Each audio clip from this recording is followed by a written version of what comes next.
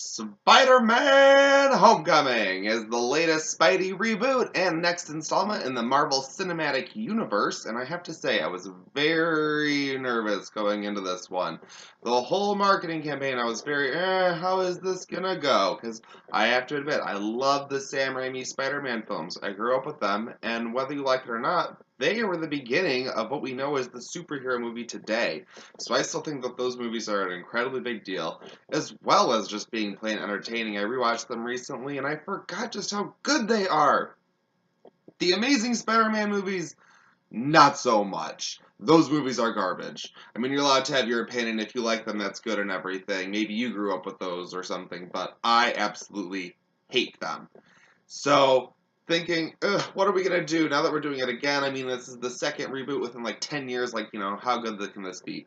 Well, thankfully, Sony apparently listened to everyone that isn't an idiot for once and actually let Marvel just handle this, because this is clearly just a Marvel movie. It fits so well into the Marvel Cinematic Universe. That's what I think it succeeds at best.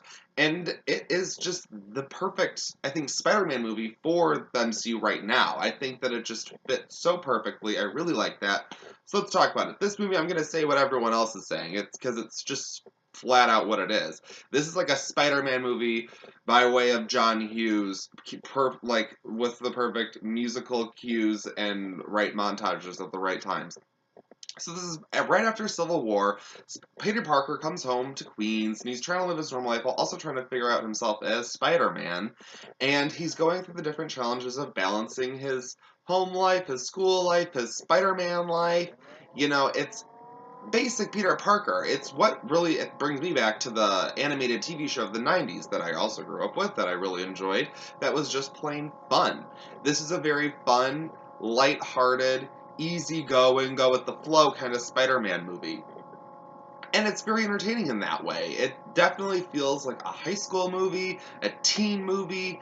It really works in that way. You have to judge it based on that perspective. I have to say, I generally like not just my superhero movies, but my movies in general, to be dark, with a little bit of grit, so that there's some substance to it. That way when people's lives are in danger, you actually care, as opposed to just being like, well, Spider-Man's gonna save them because they're barely in peril, and he's already, it's like you're not even really invested. I thought that the writing of this one was really great, even though I noticed there were 6 writers on it, that they actually did a really good job of doing some of the things you kind of just needed to happen in a Spider-Man movie, like getting Spider-Man's friends in danger, or setting up the love interest, or whatever. They, I think, did a really good way of making it work within the story, especially the reveal with the villain, which I won't get into, but I thought it was good. It was a little been there, done that, but at the same time, I think it really worked within this film. I think it definitely worked for the story. I do think that there was quite a bit spoiled in the marketing, so I do kind of think that sucks. But there's my one biggest problem with this film, and it's a minor spoiler for something that happens early on in the film, so skip ahead 30 seconds if you don't want to hear anything, but this is early on. But what happens is the first kind of fight or anything between Vulture and Spider-Man, Spider-Man is dropped from like a crazy huge, like high distance up in the air down into the water, and it's supposed to be like, oh, he landed in the water, that's fine. That kind of fucking drop should have shattered every bone in his body.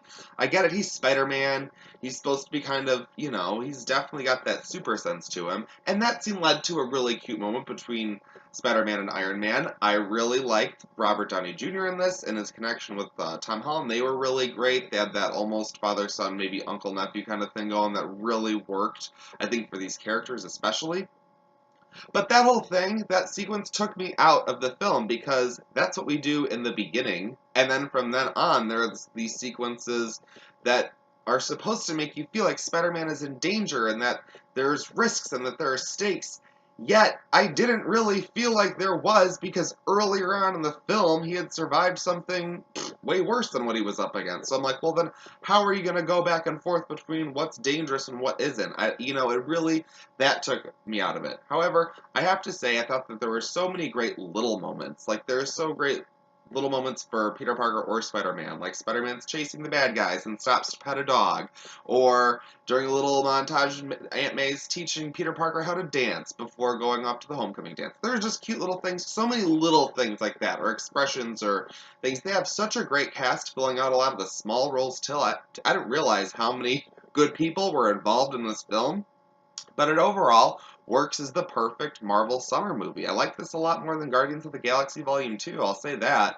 I mean, I have to say, it surprised me.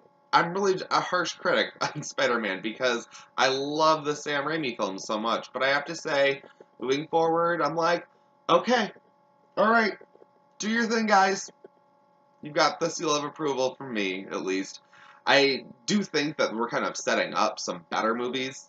That always seems to be the case here, and of course they're going to want to milk Spider-Man as much as they can. So hopefully the sequels are even better. God, that's crazy to think that there's going to be another Spider-Man 2 that is a good Spider-Man 2. Or at least I'm hoping. But hey, more the merrier. What'd you guys think? I give Spider-Man Homecoming a 3 out of 5. How about you? Did you guys see it yet? If you haven't, I strongly suggest it. It's an incredibly fun film that you're sure to enjoy. Now, if you like this, feel free to subscribe and check out for any future reviews.